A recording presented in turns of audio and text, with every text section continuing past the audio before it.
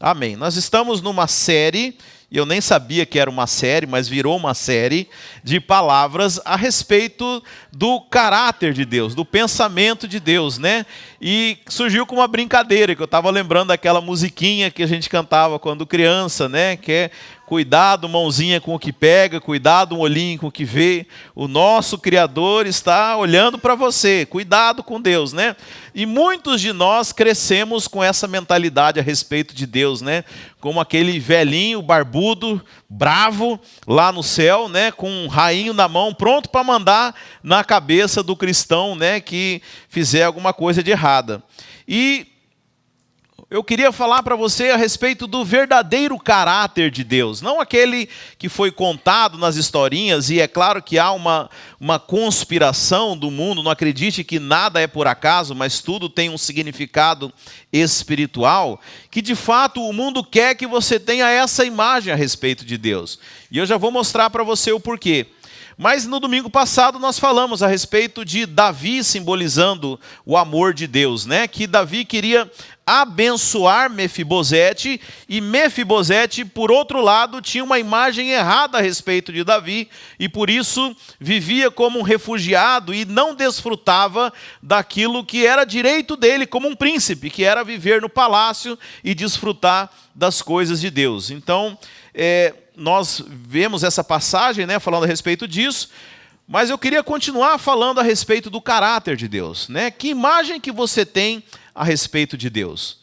E eu queria dizer como que isso é importante, irmãos, porque se você for, por exemplo, olhar na Bíblia, lá em Isaías 64, se você quiser abrir a sua Bíblia aí, abrir o seu celular, lá em Isaías 64, no verso 4, fala a respeito de uma característica do nosso Deus, e eu posso dizer para você que é uma única característica que apenas o nosso Deus tem. Né? Se alguém perguntar para você assim, qual que é a diferença do seu Deus para os outros deuses? O que tem de diferente o Deus a quem você serve dos outros deuses que são oferecidos, que as pessoas pregam por aí?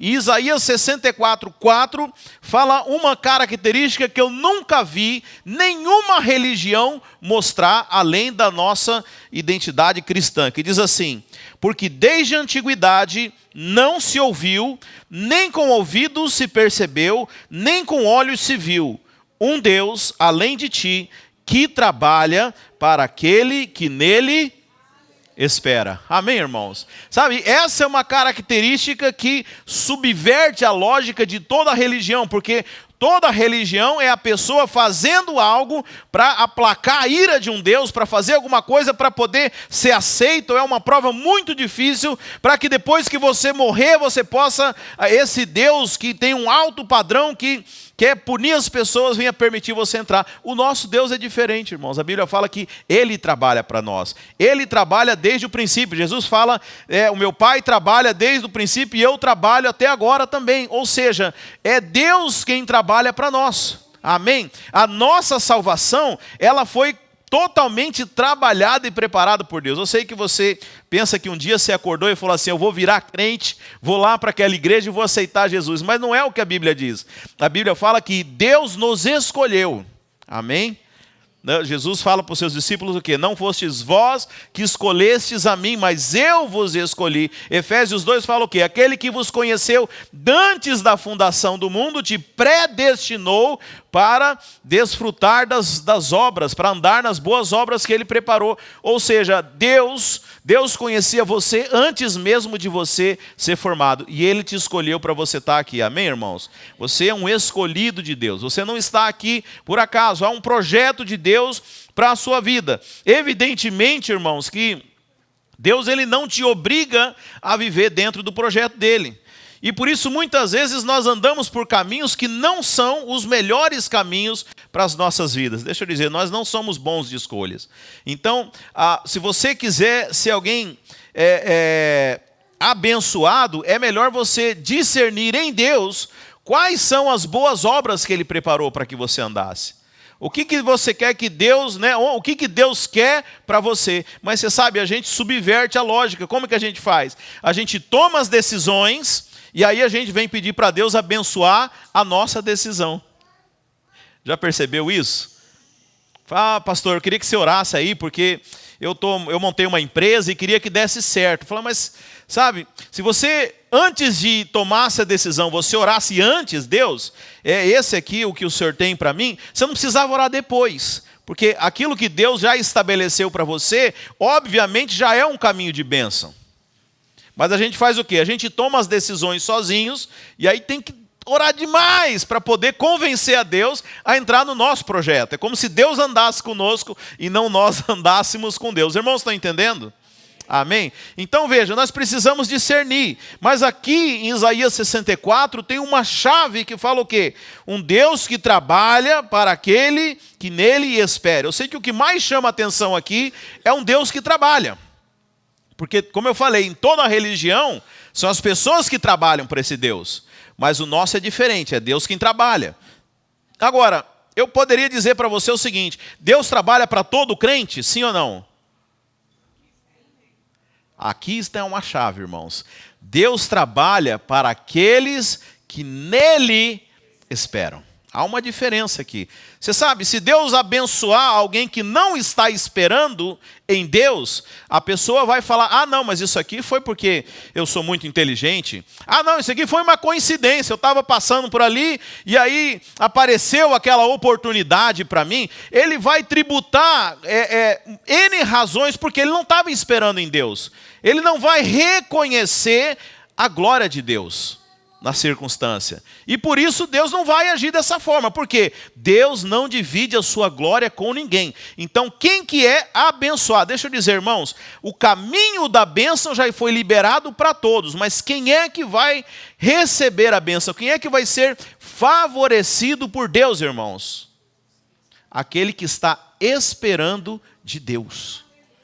Amém? Deus ele vai abençoar aquele que está esperando. Eu me lembro que um amigo meu lá no Brasil, eu não era pastor, não era envolvido tanto com a obra de Deus, mas o irmão dele, desse amigo meu, teve um AVC. E eu estava lendo um livro a respeito de cura, estava cheio de fé no coração, e ele estava em outra cidade, ele estava em São Paulo, nessa época eu estava em Santa Catarina, eu peguei um avião, fui lá visitar o irmão dele, fui visitar ele, e eu me lembro que eu falei, eu queria ver o seu irmão, queria visitar, queria orar por ele, né? E ele me levou até onde estava, ele estava numa UTI dentro de casa, né? Num home care.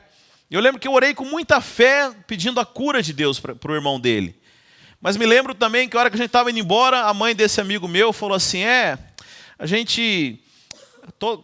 como que é? Oração de qualquer lugar é bem-vinda. Ela, tipo assim, ela recebeu o macumbeiro, ela recebeu o espírito, ela recebeu toda a religião, ela aceitou oração. Eu fiquei pensando assim, é difícil Deus agir, porque se o rapaz fosse curado, acabou que não foi, né? Se o rapaz fosse curado, a quem ela ia tributar a glória? Ela ia ter que ir lá no terreiro de macumba, agradecer o Exu, que curou o filho dela. Ela ia ter que ir lá no espiritismo agradecer aquele espírito superior que foi lá. Então veja, Deus ele age quando ele é glorificado, irmãos. Quando ele é exaltado, né? O Hilton pregou aqui há 2 domingos atrás, tudo aquilo que a gente honra, cresce, amém? Então Deus ele manifesta a sua glória aonde ele é honrado, onde tem um ambiente de honra, onde as pessoas estão buscando pela presença dele. Você vai ver todo o avivamento que aconteceu na terra, irmãos, era onde as pessoas estavam buscando a presença de Deus. Deixa eu dizer, Deus não vai se manifestar num lugar onde ele não é honrado.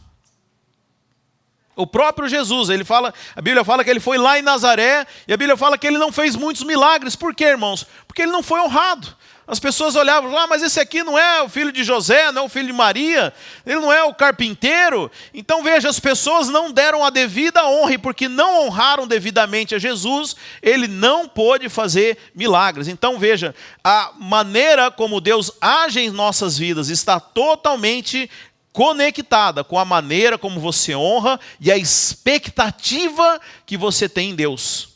Né? Já ouviram falar aquilo? Tudo que você foca, cresce. Né? Ah, não, se você começar a olhar para um problema, aquilo ali cresce. Se você desprezar, aquilo diminui. É mais ou menos isso. Você quer a presença de Deus, os milagres, se você quer experimentar as coisas de Deus na sua vida, você precisa dar o devido lugar para Deus na sua vida. Então nós estamos diante de um Deus que Ele recompensa, que Ele abençoa, mas aqueles que nele esperam. Então qual que é o problema? Voltando lá atrás, qual é a imagem que você tem a respeito de Deus? Então isso vai determinar a sua expectativa a respeito de Deus. Por que a maioria das pessoas não esperam nada de Deus? Porque tem a imagem errada a respeito de Deus.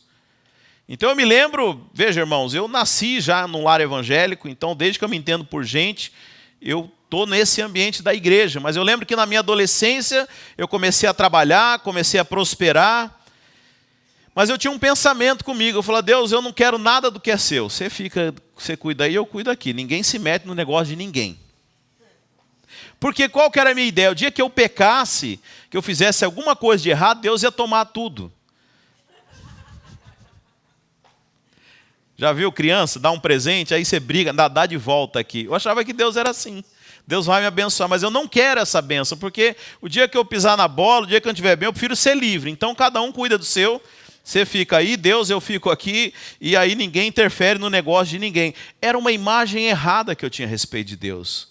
Agora deixa eu dizer, quando nós entendemos também, deixa eu dizer, Deus, eu sei que você pode ter muitas coisas que você conquistou por conta própria. Até o ímpio ele conquista. Mas eu quero dizer que Deus tem o poder de alavancar a sua vida e colocar em lugares que você nunca imaginou. Mais do que isso, a Bíblia fala em Provérbios, não sei onde, mas está na Bíblia, que diz que a riqueza de Deus... A Simone me perguntou um dia desse, onde que estava isso. Que a riqueza de Deus, ela não traz dor. Fala, a bênção do Senhor enriquece e não traz dor. Vocês sabem onde está? Nem eu. Mas está na Bíblia, acredite em mim. Eu não vou perder tempo procurando aqui. Porque, irmãos, às vezes a gente vê as pessoas prosperando, mas a que custo? A que custo as pessoas têm prosperado? Ao custo da família, ao custo da sua própria saúde. Então veja, nós temos uma maneira de prosperar que é a maneira de Deus. Porque Provérbios 10, falei 22. Falei que estava na Bíblia, Provérbios 10, 22. Vamos abrir lá? Vamos abrir? Provérbios 10, 22. A bênção do Senhor enriquece. Você queria evangelho de pobreza, você está no lugar errado, viu? Você vai prosperar aqui. Porque a bênção do Senhor enriquece. Se você não quer enriquecer, você não pode ter a bênção de Deus. Mas a bênção enriquece. E com ela, ele não traz desgosto. Ou em outras versões, né, não traz dores, não traz problema. Então, veja, o que nós precisamos, eu sei que você acha que você enriquece trabalhando muito. É ou não é, irmãos? Mas o que te enriquece é a bênção do Senhor. Olha o que diz o Salmo 127, no verso 1. Se o Senhor não edificar a casa, em vão trabalham os que a edificam. Se o Senhor não guardar a cidade, em vão vigia a sentinela. Inútil vos será levantar de madrugada, dormir tarde e comer o pão que penosamente granjeaste, porque aos seus amados ele o dá enquanto dormem. Por quê? Quem que dá enquanto dorme? Porque é o Deus que trabalha para aquele que neles esperam. Então não é a gente trabalhar demais, irmãos. Aliás, isso aí é um plano satânico. Não sei se você já leu na Bíblia, mas lá quando o povo de Deus era escravo no Egito, a maneira de Faraó impedir com que o povo de Deus adorasse a Deus era como? Dando mais carga e mais trabalho para as pessoas. Então, veja, o diabo ele não é criativo, ele só é persistente. Essa é uma maneira que desde o início o diabo usa para as pessoas. O que nós precisamos é favor e a bênção de Deus. É a bênção de Deus que enriquece. Amém, irmãos? Agora, para quem que é a bênção? Conectando agora tudo que nós já falamos aqui. A bênção é para aqueles que nele esperam. Amém? Em quem você espera? Então, quando dá um problema, quando você precisa adquirir algo, ou quando você tem uma necessidade financeira, você espera em quem? A maioria vai, infelizmente, vai trabalhar mais, vai pensar em mais trabalho. Deus geralmente é a última pessoa para quem a gente pensa. Então o médico, está aqui a Simone para confirmar isso, ele tenta de tudo. Quando tem mais gente, ele fala, agora é só Deus. Aleluia, que é só Deus. Devia ser desde o início, irmãos. Mas a gente coloca Deus por último. Porque a gente tenta todos os recursos primeiro e deixa Deus por último na fila. Eu vou te convidar a inverter essa ordem na sua vida. Coloca Deus primeiro, que você vai ver os milagres acontecerem. Porque Deus trabalha para aqueles que nele esperam. Mas veja, você tem que ter uma boa expectativa de Deus. Você tem que crer que Deus é como Davi lá no palácio, querendo abençoar Mefibosete por causa da aliança do filho, por causa de Jesus Cristo. A Bíblia fala que agora nós somos co-herdeiros com Cristo, irmãos.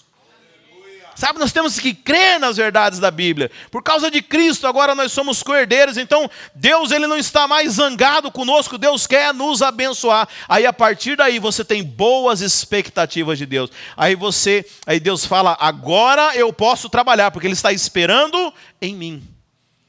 Mas como que a gente coloca a nossa expectativa em coisas, né?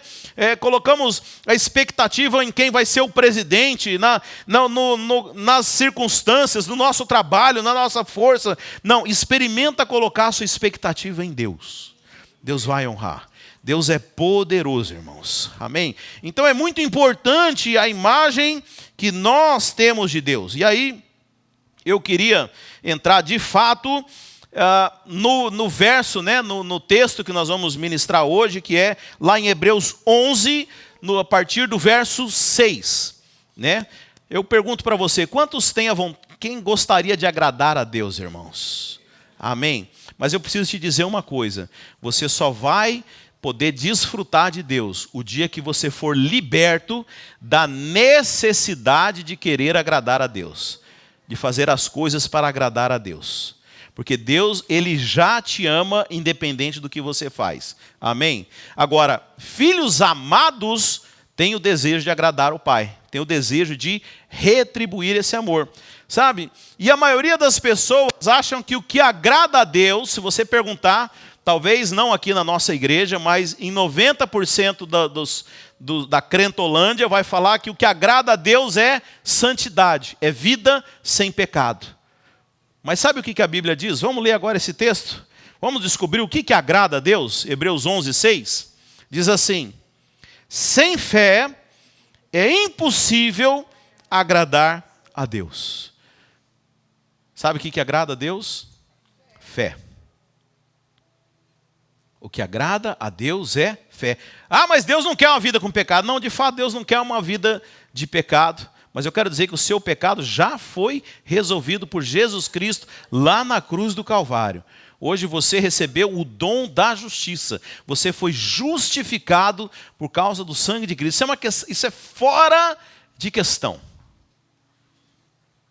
Hebreus mesmo repete algo que foi profetizado lá no Velho Testamento, que Deus faria uma nova aliança, né? Nós sabemos que a aliança no sangue, né, e dos nossos pecados Deus não se lembraria mais. Então veja, isso está fora de questão. Então o que agrada a Deus? A Bíblia fala que o que agrada a Deus é a fé. Amém? Sem fé é impossível agradar a Deus, pois quem dele se aproxima precisa crer que ele existe. Amém? Agora, preste atenção nessa parte. E que ele recompensa, talvez na sua Bíblia, e que ele é galardoador daqueles que o buscam. Você sabe, muitas pessoas creem até metade desse verso aqui. Muitas pessoas creem que Deus existe. Mas elas creem que Deus existe, mas você acha que elas creem que Deus é galardoador? Sim ou não, irmãos? Não. Elas têm, sabe que fé? Lá em Tiago 2,19 fala o seguinte: você crê que existe um só Deus? Muito bem. Até mesmo os demônios creem e estremecem. Então muitas pessoas têm a fé de demônios. Qual que é a fé de demônios? Deus existe, mas Deus é mau. Deus Deus é punitivo. Então essa é a fé dos demônios. Os demônios creem também em Deus, mas têm medo de Deus. Mas a fé dos filhos é a fé que você vai encontrar em Hebreus 11. Qual que é? Deus existe, mas Deus é abençoador. Está entendendo a diferença? A fé de demônios e a fé dos filhos. A fé de demônios, Deus existe, mas Ele está aqui para me punir. A fé dos filhos, Deus existe, mas Ele está aqui para me abençoar. Sabe, eu te convido hoje a fazer esse ajuste. Qual que é a fé que você tem? É a fé de demônios, porque é Tiago 2 que fala, que são os demônios que creem dessa forma, que creem que têm medo de Deus, sabe? Não é para nós termos medo de Deus. Não, isso já foi resolvido. Você sabe, o medo de todo ser humano é ter que ir lá diante de Deus acertar as contas. Deixa eu dizer, nós já fomos julgados na cruz de Cristo há 2000 anos atrás. Está resolvido o nosso passado. Nós não podemos. Agora, por que os demônios têm medo? Porque a Bíblia fala, lá em Apocalipse, que eles ainda vão ser julgados. Então o medo dos demônios é encontrar diante de Deus, mas deixa eu dizer, essa não pode ser a nossa fé. A nossa fé é a alegria de estar junto de Deus. Então veja, a fé que agrada a Deus não é a fé que acredita em Deus. E aí que está o problema, porque muitos crentes, como eu falei, a maioria deles acha que agradar a Deus é viver uma vida santa, é viver uma vida perfeita, sem pecado nenhum. Deixa eu dizer, irmãos, está muito certo de viver dessa forma. Mas não é isso que é o que agrada a Deus. Isso foi, como eu falei, foi resolvido. O que agrada a Deus é você viver uma vida de fé. Uma fé que Ele existe, mas não para por aí. Aí que é o problema, porque muitos crentes acham que é só acreditar em Deus. Não. A fé que agrada a Deus é a fé que acredita num Deus que é bom. Num Deus que está aqui para abençoar, num Deus que trabalha para os seus enquanto eles dormem, num Deus que está aqui para poder abençoar a sua vida. Essa é a fé que agrada a Deus. Se não for dessa forma, você não está agradando a Deus, porque senão os demônios estariam agradando a Deus. Mas a Bíblia fala que os demônios acreditam em Deus, mas acreditam num Deus que é mau. A fé que agrada a Deus acredita em Deus, mas é um Deus abençoador, um Deus que é galardoador daqueles que o buscam. Sabe, e é isso que vai fazer a diferença entre aquele crente que, apesar de filho, não tem as bênçãos de Deus, para aquele crente que desfruta de todo o favor e de toda a bênção de Deus. Amém, irmãos? Olha, eu estava falando com a minha esposa como que nós temos sido abençoados desde que nós chegamos nesse país aqui, irmãos. Nós chegamos com 2 malas de roupa. Hoje, se for contar o que nós já temos aqui, é muita coisa, irmãos. Porque Deus tem cada dia, cada ano que eu passo nesse país aqui, eu estou melhor. Eu posso dizer para você, porque eu vivo isso aqui, irmãos. Eu tenho boas expectativas, eu sei que Deus tem o melhor para mim. Agora, o mesmo Deus que faz para mim é o Deus que faz para você. Mas o que determina o quanto você recebe é o quanto você tem expectativa, é o quanto você espera. É o que você está esperando de Deus. O que você está esperando de Deus? Como é que você acha que os seus problemas vão ser resolvidos? Você coloca diante de Deus as suas necessidades? Você espera que Ele responda, que Ele recompensa? Pois essa é a fé bíblica, a fé que agrada a Deus, a fé que confia que Deus é galardoador. Deixa eu dizer, Deus está aqui para te abençoar. Deus criou o homem para abençoá-lo. Se você olhar lá em Gênesis 1, a Bíblia fala que Deus criou o homem e disse o quê? Vai trabalhar, vagabundo. Perdão da palavra. A Bíblia fala que Deus os abençoou. A primeira vez que Deus abre a boca para falar com o homem foi para abençoá-lo. Eu quero dizer que Deus te criou para que você seja abençoado. Ah, mas eu não sou bom. Não, mas não é você. Deus quer mostrar o quanto Ele é bom através das nossas vidas. Lá em Efésios 2, abre aí também. Efésios 2, diz que Deus nos criou. Deixa eu achar aqui.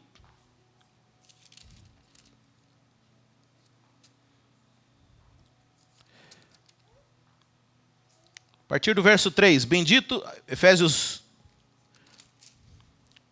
1, eu li aqui. Efésios 1, verso 3. Bendito Deus e Pai do Senhor Jesus, nos tenha abençoado com toda a sorte de bênção espiritual nas regiões celestiais em Cristo. Assim como nos escolheu, preste atenção nisso, nos escolheu nele antes da fundação do mundo, para sermos santos e irrepreensíveis perante ele, e em amor nos predestinou para ele, para a adoção de filhos por meio de Cristo Jesus, segundo o beneplácito da sua vontade, para o louvor da glória e de sua graça, que ele nos concedeu gratuitamente no amado, ou seja, em Jesus Cristo. Deixa eu falar, irmãos, a nossa história foi escrita por Deus antes de você vir ao mundo, e é uma história de bênção. Deus, ele te trouxe a vida para poder te abençoar. Então veja, irmãos, o entendimento, você saber quem é Deus, é o que vai determinar o quanto você vai poder desfrutar nessa vida, irmãos. Sabe, ter noção, ter conhecimento, você realmente conhecer o caráter de Deus, vai determinar até onde você vai ser abençoado. Porque a Bíblia fala que Deus não nos abençoa segundo as nossas necessidades. A Bíblia fala que Deus nos abençoa segundo as suas riquezas. Aí vai até onde vai sua fé. Se tua fé é para suprir só a tua necessidade, é onde você vai receber. Mas se a tua fé não tiver limites, eu quero dizer que o amor do Pai não vai ter limites para te abençoar. Porque esse é o nosso Deus, irmãos. Sabe, o mundo tem tentado, infelizmente, não só o mundo, mas tem umas igrejas que têm ajudado muito nesse discurso, que Deus ele não está feliz, que Deus ele está ainda irado, que Deus está chateado com o Brasil e muito pecado. Deixa eu dizer, irmãos, porque tinha um pastor que falou, Deus está julgando o Brasil. Eu falei, não. Todas as vezes que Deus enviou julgamento para a terra, o povo de Deus foi poupado. Se você olhar as 10 pragas do Egito, elas aconteceram com todo o povo egípcio, mas não aconteceu onde estava o povo hebreu. Então não existe isso, irmãos. Nós estamos cobertos pelo sangue de Cristo. O sangue de Cristo nos deu acesso. Jesus Cristo é o Filho amado em quem o Senhor tem todo o prazer. E hoje, onde nós estamos? Estamos em Cristo. Nós estamos na mesma posição espiritual que Jesus. E esse entendimento, irmãos, vai permitir que nós venhamos a desfrutar de todas as bênçãos de Deus, irmãos. Porque a fé correta, novamente, não é crer em Deus somente. Não é crer em Deus. É crer que Deus é abençoador. Essa é a fé que agrada a Deus. Olha que legal isso. Deus ele fica feliz quando você tem expectativa boa a respeito dele. E o oposto é verdade. Deus fica triste quando você tem más expectativas. Sabe, eu estava estudando a história de José do Egito. E José também é uma tipologia, uma figura de Jesus Cristo que você encontra lá no Velho Testamento. E José ele foi colocado como governador do Egito, mas era o governador de toda a terra. E não sei quantos conhecem a história de José do Egito. E aí os irmãos dele, estava fome onde a família dele estava, os irmãos vão até ele, e ele, muitos anos depois, eles não o reconhecem. Mas chega um momento que José se revela aos seus irmãos, e aí José se retira, e a Bíblia fala que os irmãos falaram assim, ainda estavam na dúvida, será que José quer se vingar da gente? Será que José quer fazer algum mal para nós? E a Bíblia fala que José, escutando isso, atrás da porta, chorava muito, porque não era esse o coração dele. José queria abençoar os seus irmãos, mas os seus irmãos ainda tinham dúvidas, estavam duvidando do coração dele. Irmãos, não duvide do coração de Deus. Deus não é como nós, Deus não é rancoroso, não é como a gente que fica guardando mágoa. Aquilo que Deus fala é a verdade. A Bíblia fala que Deus lançou no mar do esquecimento os nossos pecados. Hoje nós somos reconciliados com Ele, sabe? E todas as vezes que nós duvidamos desse amor, nós estamos duvidando do próprio Deus. Não há alegria nisso. Mas a fé que agrada a Deus é esse Deus que é galardoador daqueles que o buscam. Deixa eu dizer, boas coisas acontecem para quem tem expectativas em Deus. Tenha expectativas em Deus. Muito ruim, irmãos, quando você vai orar para uma pessoa, fala, você quer que eu ore por quê? Qualquer coisa. Peça, irmãos. Peça as coisas para Deus. Faça votos com Ele. Fala, Senhor, eu sei que o Senhor pode me dar. Sabe, tenha expectativas. Ele se alegra. Ele se alegra, irmãos. O pai se alegra quando os filhos pedem as coisas. Eu lembro, né, meu filho, ele às vezes pede algumas coisas que são caras, não são baratas. E eu fico falando, não, meu filho, você não precisa disso. Mas depois aquilo fica me remoendo na cabeça. Eu preciso comprar tal coisa para ele. Porque o prazer do pai é abençoar os seus filhos. Por outro lado, irmãos, já que eu entrei nesse testemunho aqui, eu me lembro uma vez que meu filho chegou e falou assim, pai, eu queria... Não, deixa, pai. Muito caro. Eu falei, hã? Como assim, rapaz? Quem te falou que é caro? Será que a gente não está fazendo isso com Deus? Não, isso é muito para você, Deus. Não, é demais, eu estou pedindo demais. Será que você honra a Deus dessa forma? E eu lembro que eu fiquei bravo, fiquei todo macho. Falei, agora não. Como assim caro, rapaz? Quem te falou? E era caro mesmo. Eu falei, agora eu tenho que dar. Mas a Bíblia fala que se nós, que somos maus pais, damos coisas boas aos nossos filhos, que dirá o nosso Pai Celeste. Sabe, o nosso Pai Celeste tem prazer em te abençoar. O Senhor está pronto para nos abençoar. Aliás, Ele tem uma vida de bênção para nós. Como eu falei lá em Efésios 2, fala que Deus, Ele nos predestinou para poder andar sobre as boas obras que Ele fez para nós. Então eu quero dizer que todo aquele que se dispor a entrar nesse padrão vai poder desfrutar das bênçãos de Deus. Amém, meus irmãos? Glória a Deus. Se coloca de pé agora.